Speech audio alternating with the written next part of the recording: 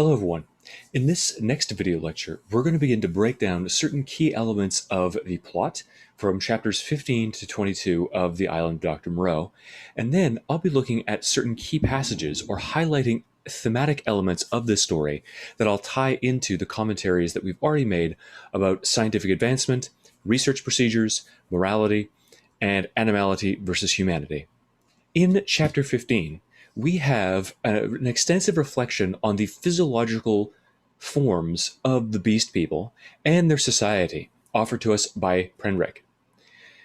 Prenrick refers to these creatures as almost monstrously deformed and of limited mental scope because this helps Montgomery and Moreau maintain control of them. So, 3 paragraphs into chapter 15, Prenrick says, Moreau explained to me that the comparative safety was due to the limited mental scope of these monsters. In spite of their increased intelligence and the tendency of their animal instincts to reawaken, they had certain fixed ideas implanted by Moreau in their minds which absolutely bounded their imaginations. Fixed ideas are essentially just that. It's an overvalued idea or an exaggerated belief that can be sustained beyond logic. So some of us have fixed perceptions of the world that can't be shaken. The beast people have these ideas that Moreau has implanted into their very flesh, the structures of their bodies and of their minds, their brains, which are for Moreau one and the same, the brain and the mind, that prevent them from even conceiving of a rebellion against Moreau or Montgomery. They cannot be changed by reason. Even overwhelming evidence against those fixed ideas cannot dislodge them. Fixed ideas are not just a concept in this story, it's an idea in the real world that people carry about within them, oftentimes acculturated or generated by the presumptions of their society. This observation about fixed ideas applies as much to the beast people as it does to human beings, because as we discussed in that last chapter, Dr. Moreau explains, human beings and animals and the beast people and human beings are really one and the same according to the logic of this novel. H.G. Wells is saying to us in his presentation of the beast people and how easily Prenrick gets caught up in them, and as we'll see, becomes to view them as normal rather than abnormal. He is saying that ultimately, human beings are no different than the beast people. We are all animals with these pretensions of being human or of being something more than animals. We have this blasphemous, disgusting upward striving that convinces us, or that we allow to convince us, that there is more to life or that we can be more than what we are. But always that stubborn beast flesh, that mark of the beast, reasserts itself in those animalistic instincts that come to the fore even in civilized England, when people are moved to the excesses of emotion and howl like animals, howl Moreau out of England. Or when, in Montgomery, that violence comes to the forefront and he assaults or murders somebody on that late, foggy England evening. One of the reasons we know that to be true is that in chapter 15, there is an extensive description of setting that establishes the island as a kind of microcosm. Now, microcosm is just a world in miniature. So it's a micro, small, and cosm, like cosmos, universe, a universe in miniature or world in miniature. So the island is like a small version of the world of human beings, the entire globe. The passage that describes the island offers us a reflection on not just the nature of the beast people and the situation on the island by way of setting, but it also reflects the larger universe in which human beings live. Prenrick says, and here perhaps I may give a few general facts about the island and the beast people. The island, which was of irregular outline and lay low upon the wide sea, had a total area, I suppose, of 7 or 8 square miles. So what we have here is an incredibly small island in the middle of a black ocean. That ocean has already been established in the novel as a place of absolute privation, disaster, savagery, horror, chaos, and suffering because that's where Prenderg was lost. He was cast out of civilization, lost on the oceans, lost on the waters. And his salvation was found by being brought onto this island. It seems like the animality of this island is tightly controlled. It's kept out, it's kept safely on the peripheries of the civilized compound of Dr. Moreau. And it seems as if the forces of sanity and humanity, or even, as he puts it, that cold antiseptic science, have sway in this realm. However, look at the description of the island that follows. It was volcanic in origin. So, this place of safety and seemingly rationality is volcanic in origin. It's produced by this titanic force that's being restrained by the earth and that threatens to boil up and erupt at any moment. So, even our places of safety, sanity, and reason are really born out of this roiling undercurrent of volcanic magmic pressure. And it was now fringed on the three sides by coral reefs. Some fumaroles to the northward, and a hot spring were the only vestiges of the forces that had long since originated it. So, even though we can't see, for the most part, that volcanic, destructive, upwelling force that created our little island of safety where animality can be tightly controlled, only hints remain, and they are still there. Now and then a faint quiver of earthquake would be sensible, and sometimes the ascent of a spire of smoke would be rendered tumultuous by gusts of steam, but that was all. So it seems like we are on this placid, calm island that has kept us safe from that death and destruction, savagery and horror, the oblivion of the ocean around us. But every once in a while, we can see those telltale signs that this island is incredibly unstable. It's volcanic in origin. It was born out of these roiling passions and fires of magma and molten rock under the earth. And every now and again, we see those little fissures coming to the forefront. What H.G. Wells is trying to do here is to create a parallel between the setting of the island and the goings-on this island. The beast people and their savagery, the humanity or the intellect of Dr. Moreau, the reason of Dr. Moreau controlling that animality and reshaping it into humanity, and the tumultuous impossibility, that is the constantly shifting, uncertain impossibility of actually achieving Moreau's goals. He's trying to take animals and through reason make them men. But it's impossible because the very island that he's standing on is roiling with this upwelling of passion and fire and flame that can always boil over and destroy it. Just like the beast people have those animalistic instincts that are beneath the surface, the calm surface, and all we get are little hints of something going wrong or hints of their passion and desire bursting forth before it destroys everything eventually. That volcano bursts. And human beings, in our little world of civility and respectability, are exactly the same. Later in this chapter, we have a return to absolute animality. So we see the parallel between the island and that appearance of calm and placidity, the image of placidity and calm being placed over them, and the reality that is under the surface. None of the beast people could laugh, though the ape man had a chittering titter. Beyond these general characters, their heads had little in common. Each preserved the quality of its particular species.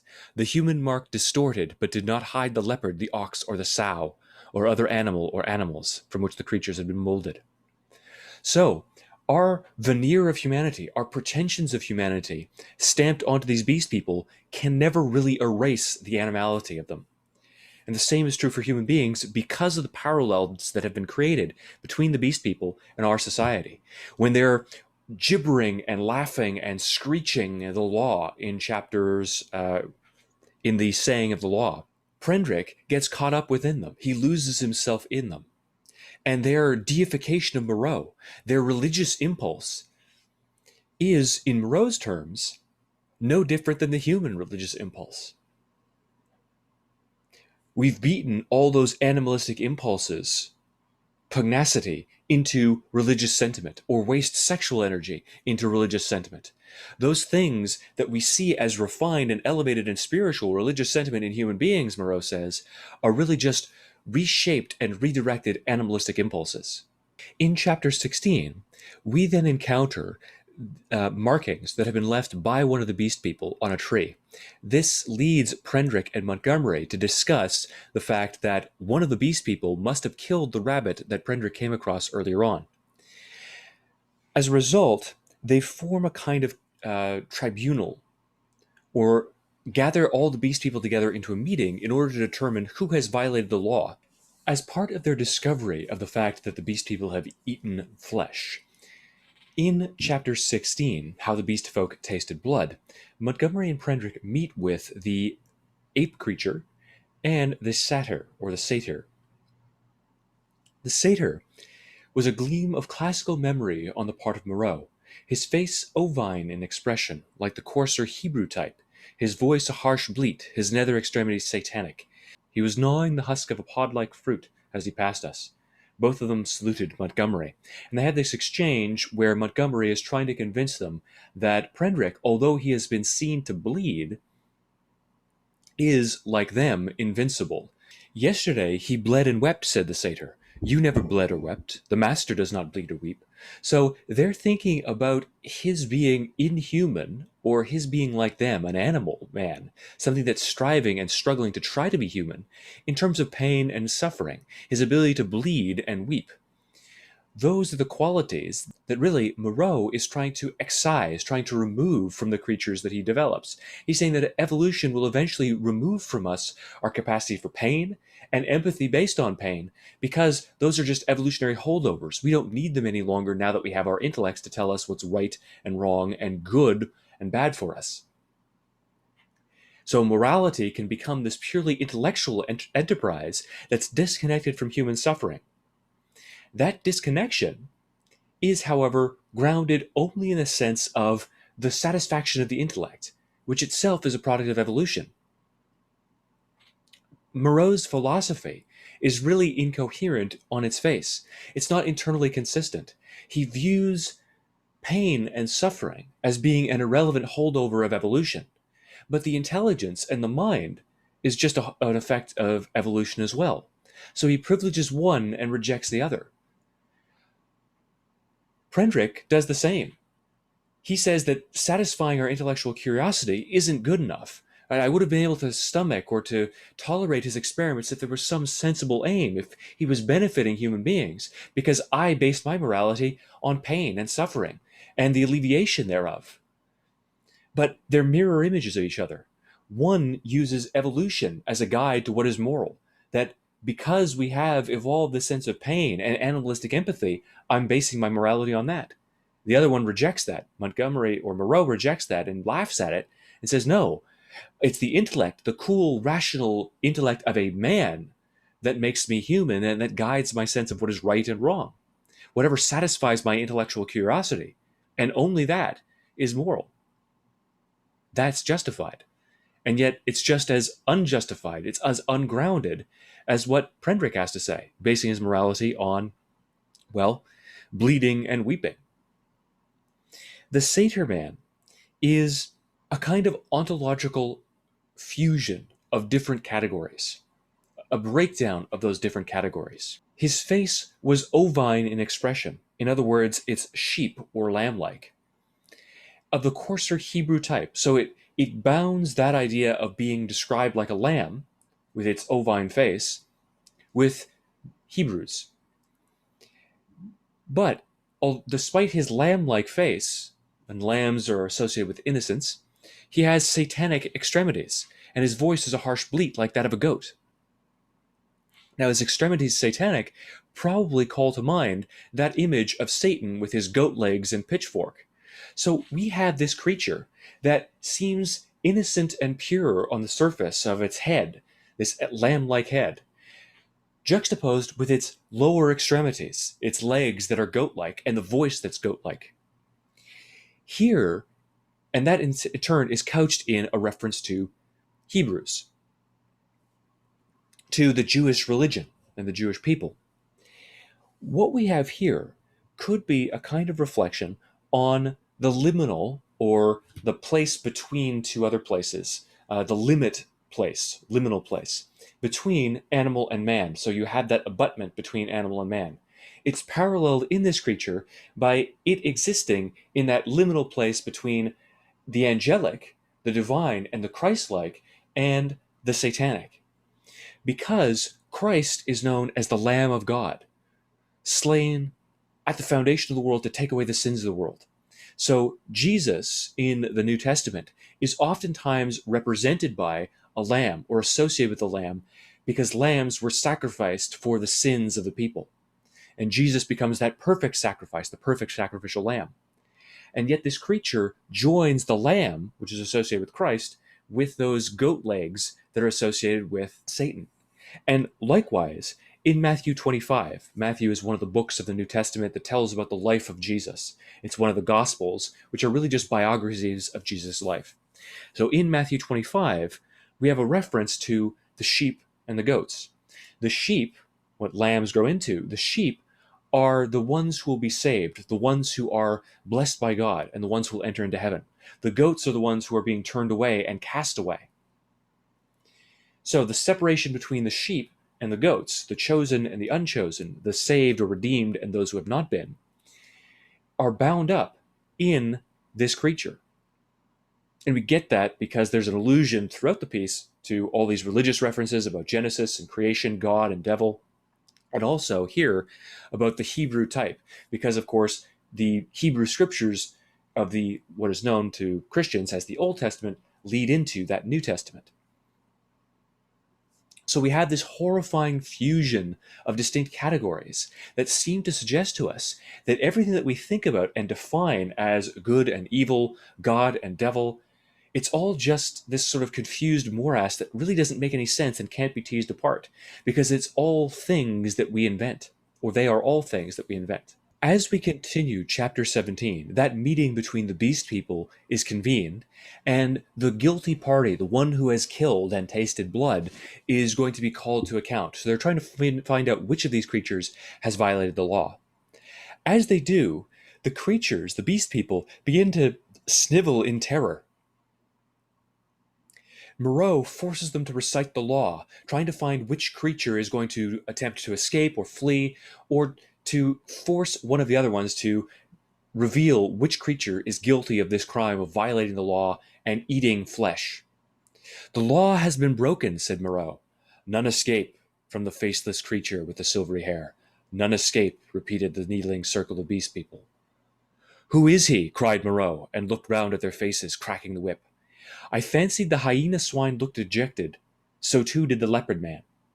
So, we learn here, by implication, that both of these creatures are actually guilty of doing the same thing.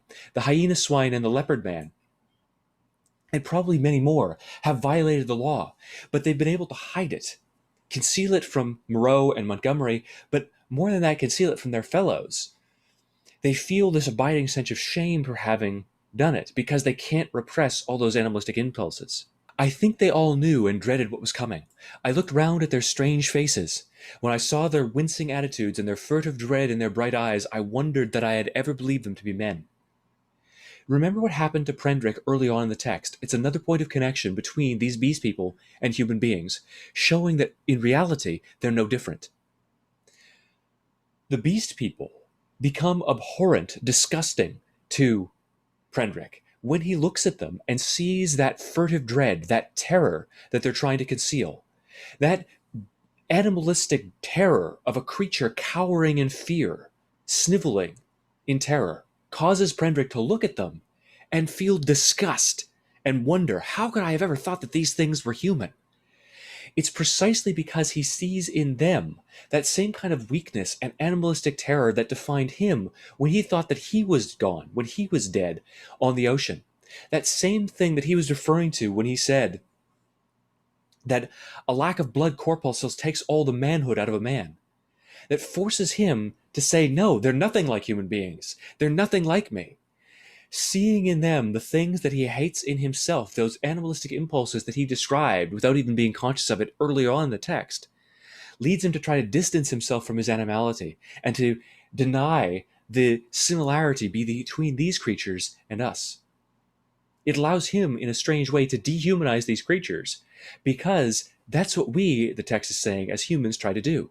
We try to distance ourselves from our animal natures. We try to say that we're something more than an animal, to throw ourselves as far as possible from that set of fears and those repugnant aspects of our animal natures because they disgust us. We want to view ourselves as being something more. We want to fill those aspirational longings for something more and to be something more, to be a spiritual, elevated, evolved, rational creature. But always and ever, we're struggling with those same animalistic impulses.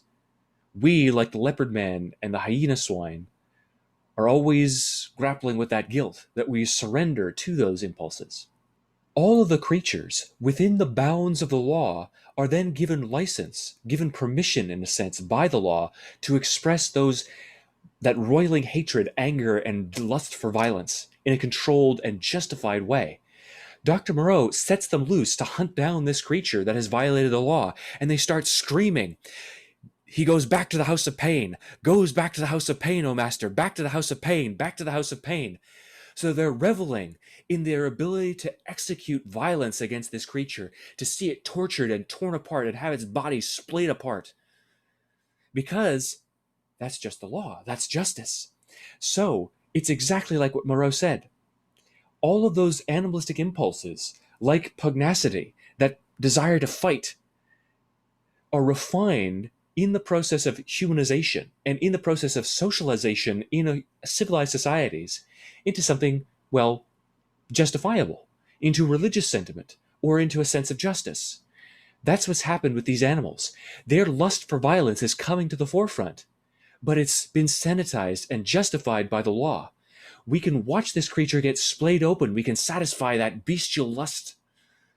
But we're good, we're righteous, we're moral for it. All because it's been covered over by the justification of the law. So that law that makes us human, that gives us our society, whether it's the law that they chant and sing, or the law of Great Britain, England, or Canada, is for Montgomery, Moreau, and H.G. Wells really just this cover for our animalistic impulses. Our justice is just sanitized lust for revenge.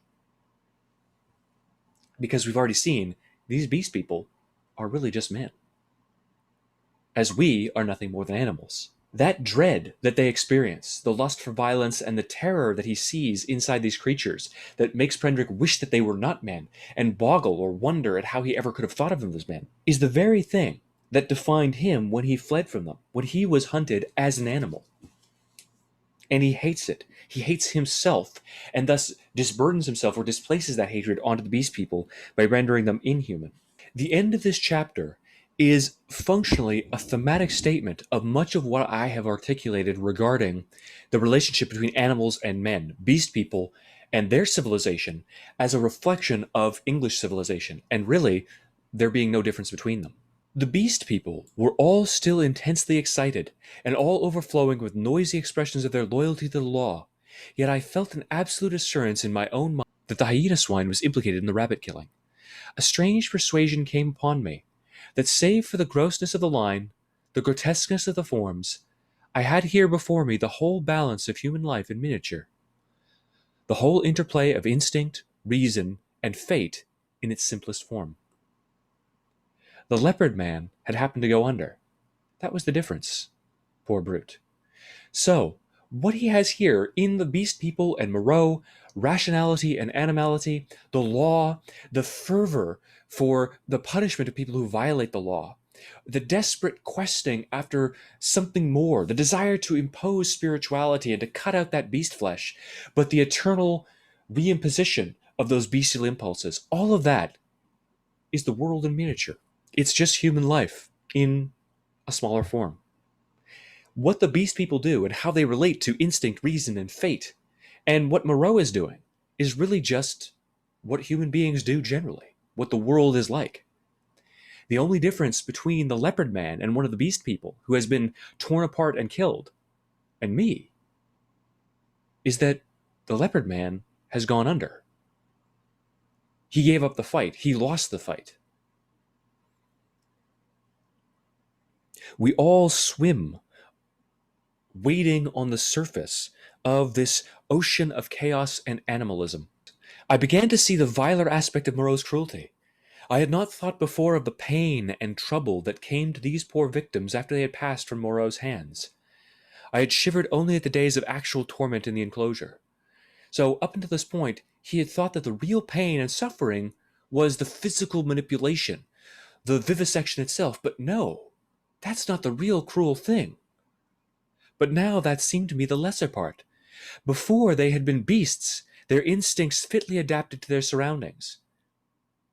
As we continue to read this passage, don't think of him talking about the beast people. Think of him talking about human beings and their position within evolution. At once they had been beasts, their instincts fitly adapted, suitably adapted to their surroundings, and happy as living things may be. Now they stumbled in the shackles of humanity, lived in a fear that never died, fretted by a law that they could never understand. Like human beings, the beast people have gained a kind of intelligence that is unnecessary to them, unnecessary to their survival. All it's granted them now is a recognition of, well, the endless fears that they live their lives in. If you're familiar with the poem To a Mouse by Robert Burns, in that poem, a man comes along and accidentally destroys the home of a mouse. And he goes through this extensive poem apologizing to the mouse. I'm sorry for destroying your home. It was an accident. I didn't see you there. You were so small. In the end, he looks at the mouse and says, "You're lucky, actually. You're terrified now. And really, we're both at the mercy of forces beyond our control. But in a way, you're luckier than I am, because only the present touches you. As an animal without the capacity to think of a future or to conceptualize a future, as an animal without intellect, only instinct, you're blessed because you're only afraid of the moment. You don't think about the future. But I am aware of the future and what it may bring. I'm aware of my impending death. I'm aware of all the trials, travails, and problems and suffering that the future holds. And instead of being in the moment, even in peaceful ones, I'm always projecting towards the future. That's the horror that intellect has brought to humanity. And that's the horror, the real horror, of what Moreau has done to these animals. Not splaying them open, but by making them human or giving them that intellect that allows them to fear well beyond the moment. Before they'd been beasts and nothing more. Now they were fretted by a law they could not understand. They're constantly beset by concerns and strivings and desires for things they can never achieve. Like human beings. Their mock-human existence, begun in an agony, was one long internal struggle, one long dread of Moreau. Or, because we know Moreau is really the god of this island, one long dread of God. And for what? It was the wantonness of it that stirred me. Had Moreau had any intelligible object, if there was only some purpose or plan, some divine order to things, some reason for something, then it would be okay. But it's not. It's all blind, pitiless, on Moreau's part, satiation of intellectual curiosity. In the universe, though, the universe that's being represented by this miniature on Moreau's island, it's all blind, pitiless, purposeless chaos, meaninglessness, the random chance of evolution that has led human beings to this place. I am not so squeamish about pain as that. I could have forgiven him even a little had his motives been only hate, but he was so irresponsible and so utterly careless.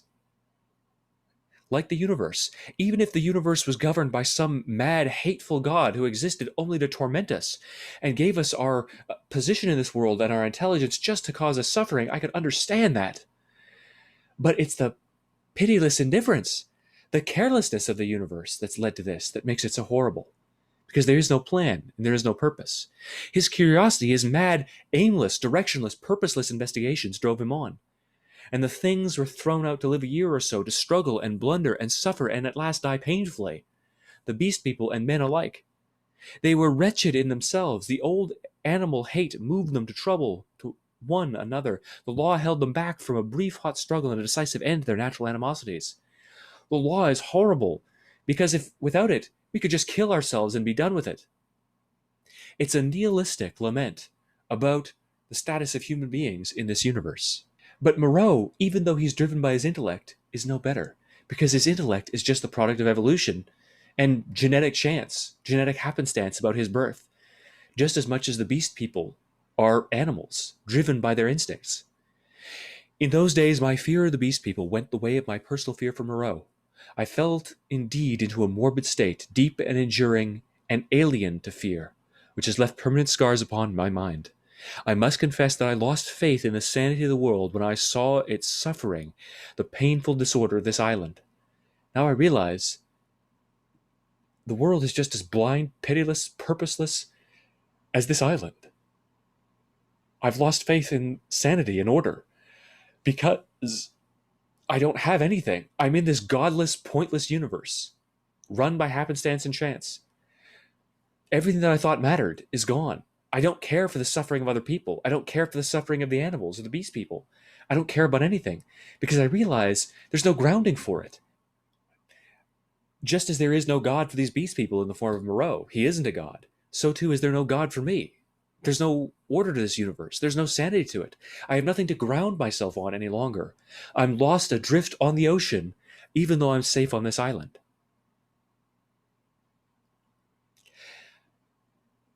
I saw it suffering the painful disorder of this island. A blind fate, a vast, pitiless mechanism seemed to cut and shape the fabric of existence, and I, Moreau by his passion for research, Montgomery by his passion for drink, the beast people with their instincts and mental restrictions were torn and crushed ruthlessly, inevitably amid the infinite complexity of its incessant wheels. But this condition did not come all at once. I think indeed that I anticipate a little in speaking of it now. We are all just pawns and gears being turned by the mechanism of the universe, an uncaring mechanical clock, one gear turning the next, without any intention, without any thought, without any purpose. We're just gears in a machine. A vast, pitiless mechanism. That's this island, and that's the universe of men. It cuts and shapes the fabric of existence. And all of us, whether we are driven by our passion for the satisfaction of intellectual desires, like Moreau, whether we're Montgomery, on this knife's edge of humanity and animality, giving in at times, with his passion for drink, his passion for losing his reason to the bestial influence of alcohol, or the beast people who stumble about blindly and unaware in their lives, driven by their instincts and constrained by the mental restrictions imposed upon them by society or Moreau. We're all of us torn and crushed, ruthlessly, without care, inevitably. It's impossible to break free amid the infinite complexity of those incessant wheels, those never-ending, always turning wheels of fate. Because the universe is just a mechanical clock. It's just random chance and the laws of nature. Prendrick, however, is not completely without sympathy as he kills the beast person. And in a strange way, in that further nihilistic sense of things, death is the kindest thing that can be offered because it puts to rest all the sufferings of this life. Out of sympathy for the creature that's going to be captured and brought back into the house of pain for more surgeries, Prendrick shoots it dead because he looks into its eyes and sees that animal terror and knows that this creature, so much like a man, is better off dead. A brief summary of the remainder of the novella. The puma escapes captivity, and Moreau races into the woods after it. Prendrick and Montgomery follow, only to find the two locked in mortal combat. They're dead, almost hugging each other in the wilderness. So there's this final sort of commingling of God and his creation, of Moreau, the wise, intellectual, cool, antiseptic man, and the creature that he's been splaying open to try to turn into a mirror image of himself. The beast people learn of this development and they start fracturing. They break into different tribes. Prendrick convinces most of the beast people that Moreau is in fact still alive. It's just that he's used his own techniques to transcend the limitations of his physical form. He doesn't need a body anymore. And the language he uses functionally suggests that Moreau has become God. He is this invisible force that's looking down on them from the sky. He controls the lightning and the thunder. His is the storm and the wave, the water, the rain, and the lightning. And he'll punish violators of the law. Now, his vision is not confined to physical eyes. His eyes are everywhere because they're not constrained by a body. And they come to embrace this new vision of the godlike Moreau, who imposes order on them and has expectations of them. He now lives in the sky. Montgomery, with the loss of his old friend, gets drunk and begins to entice the beast people into drinking alcohol.